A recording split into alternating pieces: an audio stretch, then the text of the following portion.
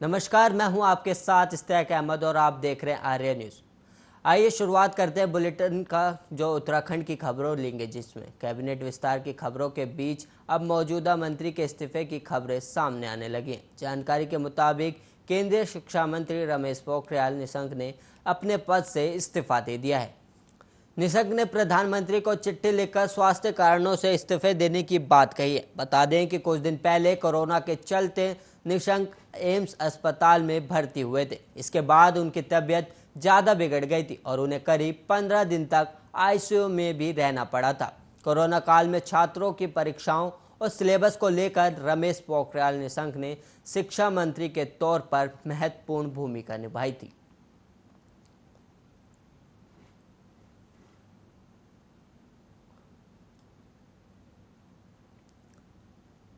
वहीं कोरोना महामारी से जूझते हुए उत्तराखंड को आखिरकार धामी सरकार ने अलग स्वास्थ्य मंत्री दे ही दिया है। महामारी आने के बाद से लगातार इसकी मांग की जा रही थी।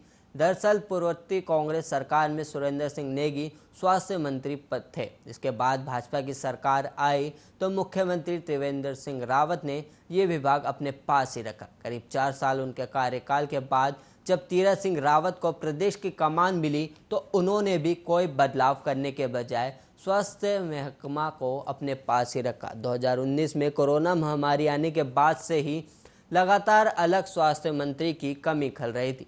पहली लहर तो जैसे तैसे निकल गई, लेकिन कोरोना की दूसरी लहर जिस हिसाब से सरकार के लिए चुनौती बनी, उसमें ये मांग और हावी हो गई।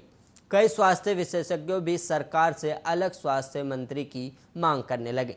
अब पुष्कर सिंह धामी ने मुख्यमंत्री बनने के बाद जैसे ही विभागों का बंटवारा किया तो उन्होंने स्वास्थ्य विभाग अपने पास नहीं रखा। इसके बजाय उन्होंने डॉक्टर धन सिंह रावत को अलग से स्वास्थ्य मंत्री बना दिया है।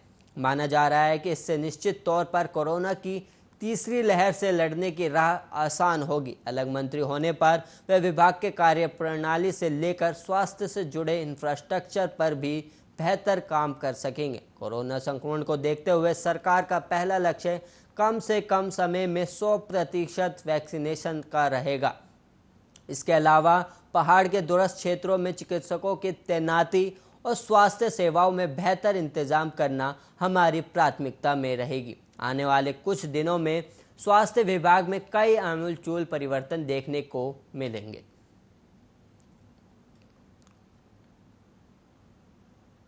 और वहीं मुख्यमंत्री पुष्कर सिंह धामी ने मंगलवार को मंत्रियों में काम का बंटवारा कर दिया। उन्होंने अपनी कैबिनेट के वरिष्ठ मंत्रियों सतपाल महाराज, डॉक्टर हरक सिंह रावत और यशपाल आर्य को लेनिवी, ऊर्जा और आबकारी सरीखे अहम विभाग दिए हैं। इसे सियासी हलकों में तीनों वरिष्ठ मंत्रियों की नाराजगी दूर करने की कवायद के तौर पर देखा जा रहा है। माना जा रहा है कि युवा मुख्यमंत्री वरिष्ठ और अनुभवी मंत्रियों को आगे रखकर अपनी पारी को बढ़ाना चाहते हैं। सरकार के इस फैसले को मुख्यमंत्री के सेफ गेम प्लान के तौर पर भी देखा गया है। ये संयोग ही है कि मंत्रियों की शपथ से पूर्व तीनों वरिष्ठ मंत्रियों की नाराजगी की चर्चाएं खासी गर्मी थी। सूत्र बताते हैं कि मुख्यमंत्री ने मंत्रियों के विभागों के बंटवारे को लेकर प्रदेश संगठन के नेताओं से भी गहन मंथन किया था।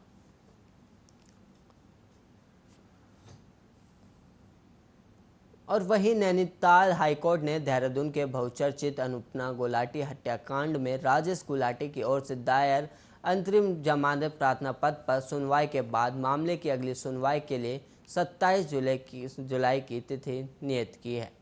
मुख्य न्यायाधीश RS चौहान एवं न्यायमूर्ति आलोक कुमार वर्मा की खंडपीठ के समक्ष मामले की सुनवाई हुई। राजेश गुलाटी ने अपनी पत्नी अनुपना गुलाटी की 17 अक्टूबर 2010 को निर्मम हत्या कर दी थी और शव को छुपाने के लिए उसने शव के 72 टुकड़े कर डी फ्रीज में डाल दिया था।